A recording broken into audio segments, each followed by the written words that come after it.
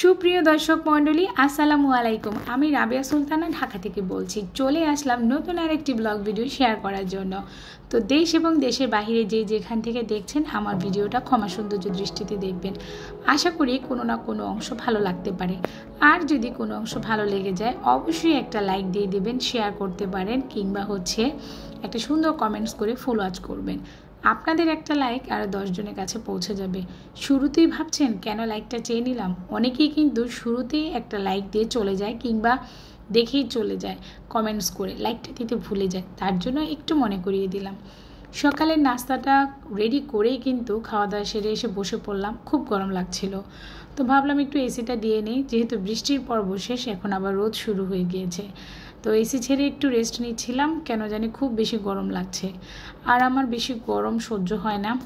তো রেস্ট নিচ্ছিলাম, আবার যাব রান্না করতে। সারাদিন এরকমই করি, একবার আসি একবার যাই। তো আজ আমি আমার জন্য রান্না করছি চিংড়ি মাছ দিয়ে আলু আর পেঁপের ঝোল তরকারি। এটা হচ্ছে আমার জন্য। আমি যেহেতু বসে বসে খালি তরকারিই খাই, সেজন্য আলু আর পেঁপের ঝোলটা আমার জন্য। আর আমার হাজব্যান্ডের জন্য কিংবা বাচ্চাদের জন্য আমি রান্না করেছিলাম আদার্স ডাটা তরকারি, তাও আবার কাঁঠালি বিচি দিয়ে। তো আমার মতো কে কে কাঁঠালের বিচির তরকারি পছন্দ করেন বলেন তো? এখানে ডাল আর ভাত আগ থেকেই রান্না করে নিয়েছি, যেটা আমি দেখাইনি। ডালটা ধুয়ে রেখেছি, জাস্ট বসিয়ে দিব।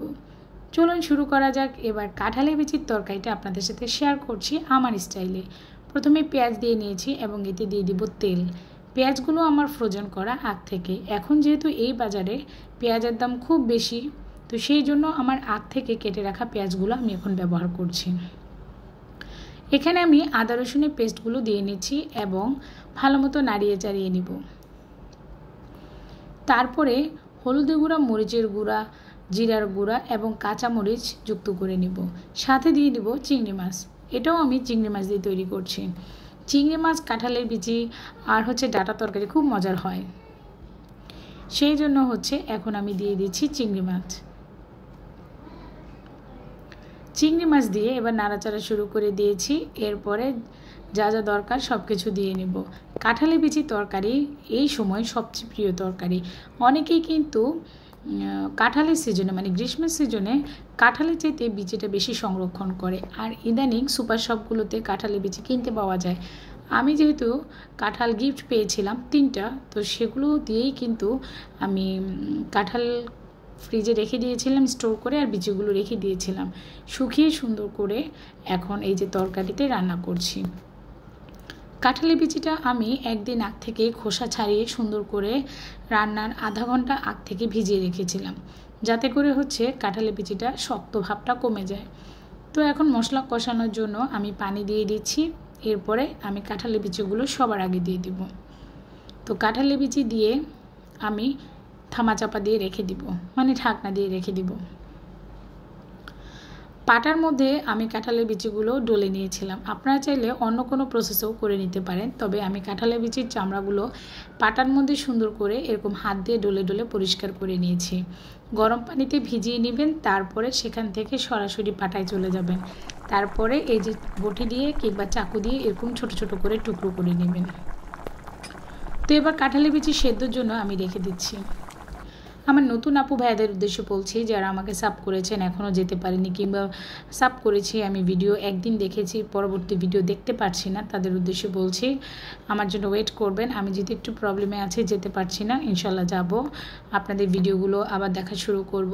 তো যারা যারা আমার ভিডিও আগেরটা দেখেছেন সবাইকে অসংখ্য ধন্যবাদ জানাই। নতুন ভিডিওর সাথেই থাকবেন। ডাটাগুলো দিয়েছিলাম, স্কিপ হয়ে গিয়েছে, তো ডাটা আর আলু এখানে যুক্ত করে দিয়েছি এবং ভালো মতো নাড়াচাড়া শুরু করে দিয়েছি।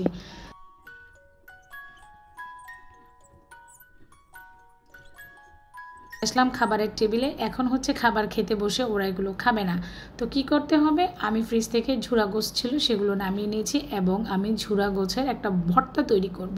তো অনেকের বাসায় কিন্তু কোরবানি মাংসটা রান্না করার পরে এরকম ঝুরা ঝুরা হয়ে গিয়েছে, সেই মাংসটা ফেলে না দিয়ে রেখে দিবেন। আমি রেখে দিয়েছিলাম এবং এতে আমি এখন পেঁয়াজ আর শুকনো মরিচ দিয়ে নিচ্ছি। সামান্য একটু লবণ লাগলে দিয়ে নেবেন। অ্যাড করে নেবেন সরিষার তেল। তো এটি কিন্তু খুব মজার একটা ঝুরা মাংসের ভর্তা হয়ে যায়। অসাধারণ হয়েছিল ভর্তাটা, একদম খারাপ হয়নি। আপনারা চাইলে ধনেপাতা কাঁচামরিচ যুক্ত করে নিতে পারেন। তো আমার ছেলে মেয়ে খুব মজা করে খেয়েছে। তারা যেহেতু ডাঁটা তরকারি খাবে না, তো তারা এই ঝুরা মাংসটা দিয়ে ডাল দিয়ে খেয়েছে। বিকালে ছাদে পাঠিয়ে দিয়েছিলাম কাপড় আনার জন্য। তো আশেপাশে গাছপালাগুলো তো প্রতিনিয়তই খুব সুন্দর আর ফ্রেশ হয়ে উঠছে, যেহেতু একটা বৃষ্টি গেল, এখন তো আরও সুন্দর লাগছে। কাপড়গুলো আনার পরে অফ ক্যামেরায় গুছিয়ে নিয়েছি। হেল্পিং হ্যান্ড বলতে আমার তৌফিক অসুস্থ, সে ভিডিও করতে পারলো না। তো আমি কি করলাম, কাপড়গুলো গুছিয়ে ড্রয়ারে সুন্দর করে এখন তুলে রাখবো। ছেলে আর মেয়ে বিকাল হয়ে আসছে, শুরু করে দিয়েছে কি খাবে। তো তৌফিককে ম্যানেজ করার জন্য আমি বাজার থেকে মানে অনলাইন থেকে আমি খাবার অর্ডার করে দিয়েছি, যে বাবুর জন্য বার্গার আর কিংবা একটু হটডগ ওর পছন্দের জিনিস আনি, যেটাই খায় না কেন। তো শক্ত মুরগির পাটটা সে খাবে না, তো তাকে আমি জাস্ট পাউরুটিটা দিয়েছিলাম যে তুমি একটু বসে বসে অন্তত এটা খাও। তো তৌফিক খাওয়ার চেষ্টা করছিল, খেতে পারছিল না, তারপরে যতটুকু খেয়েছে আলহামদুলিল্লাহ। আর ছেলে মেয়েদের বললাম তোমরা কি খাবে, তো তোমাদের জন্য একটু পাস্তা রান্না করি। তো আজ পাস্তা রান্না করছি ওদের জন্য। গত পর্ব যেহেতু পাস্তা রান্না করেছিলাম, সেদ্ধ করে রেখেছিলাম, কিছুটা ঘরে রয়ে গিয়েছে, সেই পাস্তাটাই আজকে আমি কাজে লাগাবো। তৌফিকের নাস্তার পর্ব শেষ, তার বাবাকে আমার চা দিতে হবে। সে বাহিরে চা খায় না, তো সে বলছে আমাকে 1 কাপ চা করে দাও। সারাদিন চিল্লাচিল্লি করে যে তুমি কেন আমাকে চা তৈরি করে দাও না, নিজে তো খাও। তো আমি দুধ চা খাই, আর র চাটা তার জন্য তৈরি করে দিয়েছি, সে চলে গিয়েছে।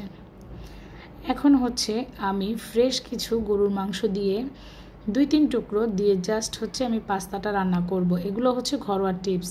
আর আমার ছেলে মেয়ে যেহেতু সবজি খায় না, তো পটল ভাজি সকালের নাস্তায় ছিল, আমি সেটাও কিন্তু চুপি চুপি অ্যাড করে দিয়েছিলাম। আসলে গরুর মাংস, মুরগির মাংস এগুলোর মধ্যে যতই সবজি দেন না কেন, বাচ্চারা কিন্তু মজা মজা করে খেয়ে ফেলে।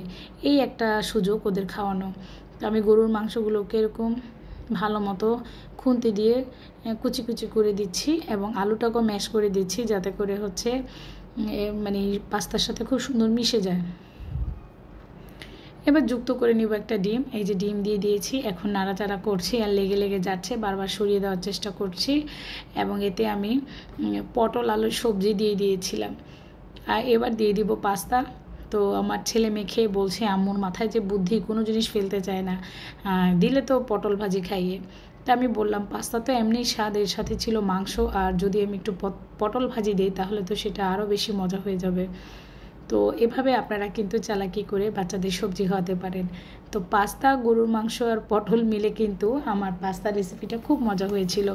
ছিটিয়ে দিয়েছিলাম একটু গোলমরিচ গুঁড়া, জিরার গুঁড়া, আর পরিমাপ মতো লবণ।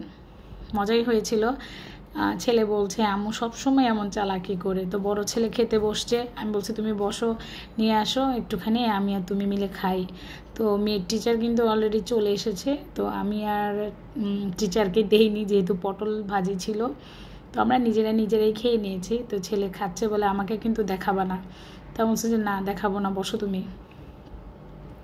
পাস্তা আমি আর নেহাল মিলে যে খাচ্ছিলাম, 2 জন মা বেটা, আর আমি ভিডিও করে দিচ্ছি, আর আমাকে শুধু বকাবকি করে, তুমি এখন যাই পাও তাই ভিডিও করো, কী সমস্যা তোমার। তো এই ছিল আজকের পর্ব। মন খারাপের মধ্যেও আমরা মারা কিন্তু সন্তানদের কথা চিন্তা করি, হাজব্যান্ডদের কথা চিন্তা করতে হয়, সব মিলিয়েই কিন্তু আমরা মা, আমরা সর্বোপরি নারী, আমরা সব পারি। আজকের ভিডিওটি যদি কোনো না কোনো অংশ ভালো লেগে থাকে, অবশ্যই আমাকে সাপোর্ট করবেন, ভালোবাসা দিবেন। আল্লাহ হাফেজ।